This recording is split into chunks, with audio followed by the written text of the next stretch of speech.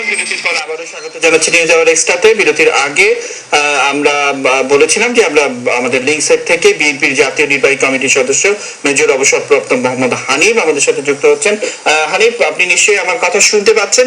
তো যে বিষয়টি এসছে যে ভারত বাংলাদেশ সম্পর্ক নিয়ে আমরা কথা বলছি, বাণিজ্যিক বিষয়গুলো নিয়ে কথা বলছি, তো সবকিছু মিলে আপনি এবং আপনার দল কিভাবে এগুলোকে মূল্যায়ন করেন, কিভাবে দেখেন? ধন্যবাদ।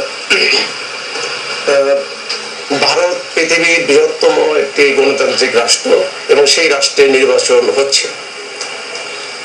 543টি আসনে লোকসভার নির্বাচন আমরা জানি। আপনি মানে এই বিষয়গুলো কিভাবে দেখেন? 438টি আসনে নির্বাচন সম্পন্ন হয়েছে। বাকি আসনগুলো নির্বাচন আগামী 2 সপ্তাহের মধ্যে সম্পন্ন হবে। ভারতের নির্বাচনে মূলত দুটি জোট প্রতিদ্বন্দ্বিতা করছে। একটি হলো কংগ্রেস জোট, আর একটি হলো ভারতীয় জাতীয় জনতা পার্টি বা বিজেপি জোট। এর বাইরেও তৃণমূল কংগ্রেস রয়েছে, এডিএম আছে। হানিফ, আমরা এই তথ্যগুলি জানি, কিন্তু আপনি আপনার দল কিভাবে দেখেন বিষয়গুলি যদি একটু ব্যাখ্যা করেন।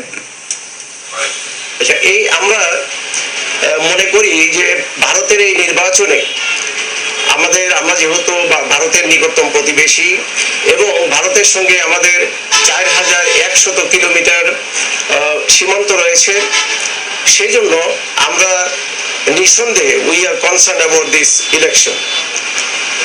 এই ব্যাপারে, ইলেকশনের ব্যাপারে আমরা যেমন উদ্বিগ্ন, একইভাবে আনন্দিত। আনন্দের কারণ এটা যে ভারতের মতো ভারতে যে গণতন্ত্রের চর্চা হচ্ছে দীর্ঘকাল যাবৎ এবং গণতান্ত্রিক উপায়ে সেখানে সরকার গঠিত হচ্ছে, সেখানে নির্বাচন কমিশন স্বাধীনভাবে কাজ করছে, সেখানে নির্বাচনকে নিয়ে কোনো প্রশ্ন উঠছে না, নির্বাচনের স্বচ্ছতা নিয়ে কোনো প্রশ্ন উঠছে না, নিরপেক্ষতা নিয়ে কোনো প্রশ্ন উঠছে না।